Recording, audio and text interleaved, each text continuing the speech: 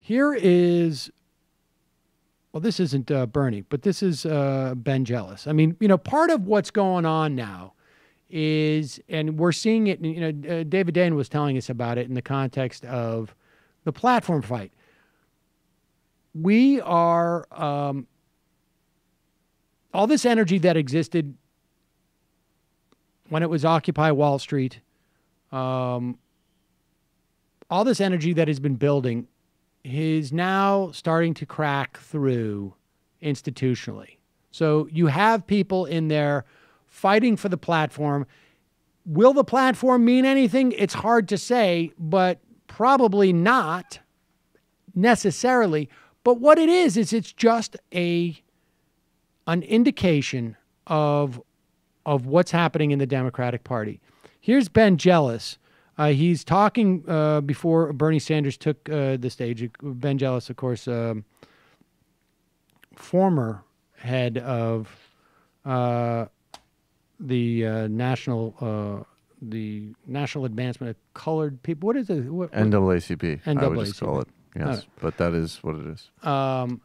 And here he is speaking before Bernie, and I think he sort of lays out really the point of what's going on, that the coalition, and even more than the coalition, because I don't even know if the coalition is it so much, but there is a tremendous amount of strength behind these issues that Bernie Sanders represents.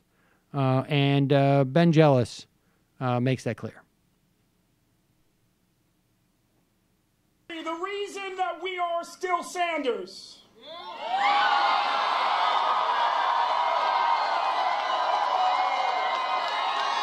The reason that we feel the burn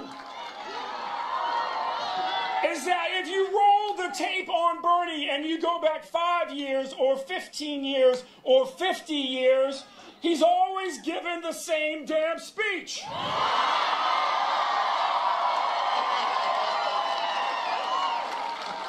Bernie has stood up for racial justice. He stood up for economic justice, apparently because it's the only thing that he knows how to do.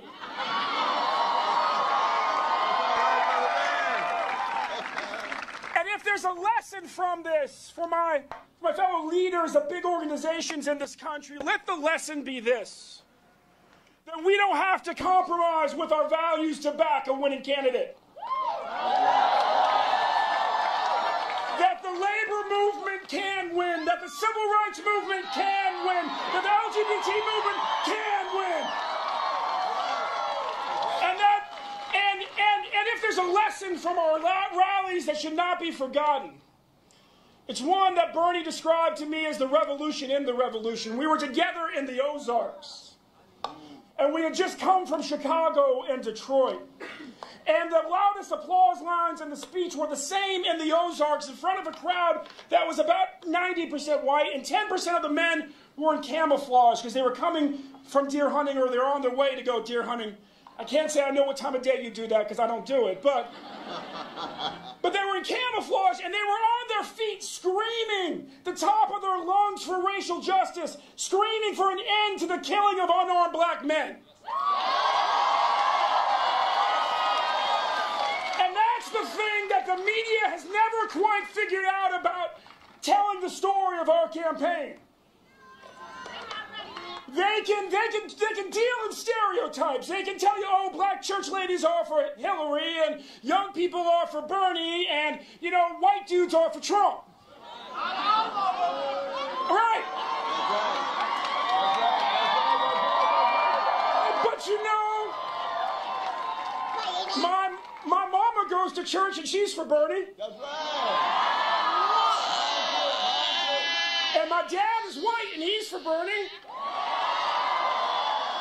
And yeah, well, my kids are young and they're for Bernie too.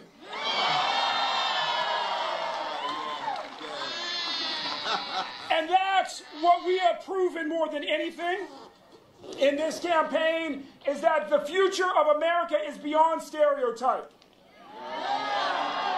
The future of America is beyond hatred.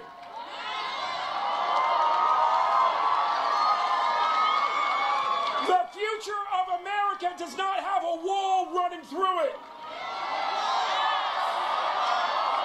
The future of America is represented by Bernie Sanders and his run for president. Thank you and God bless.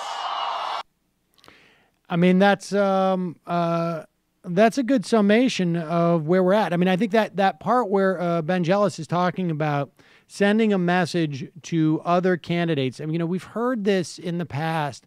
It makes me think of conversations that we've had on this program with Adam Green from the PCCC, where what they do is they go in and they try and find candidates very early on and prove to them that they can take these positions and win, and which is generally contrary to what these candidates have been told by the professionals. And it's very hard to sort of quantify this stuff. And it's going to take a couple of years, I think, before we see the implications of Bernie Sanders' run. But I think there's data there now. I mean, just to put it in as sort of dispassionate terms as possible. There's data that shows that you can be successful with these positions, that you can raise money, that you can actually be a successful politician with these positions. Because at the end of the day, I mean, the thing that ultimately won out for Clinton was that she had pre-existing long-term institutional relationships with communities of color that would be very hard to overcome by anybody, frankly, and are very hard to replicate by other people. So, I think that is going to be a big legacy of this campaign. Hello, you. I'm Sam Seder. Looking for smart progressive talk that is occasionally amusing? Well, subscribe to our YouTube feed. Subscribe to our podcast. Like us on Facebook. And just generally enjoy us.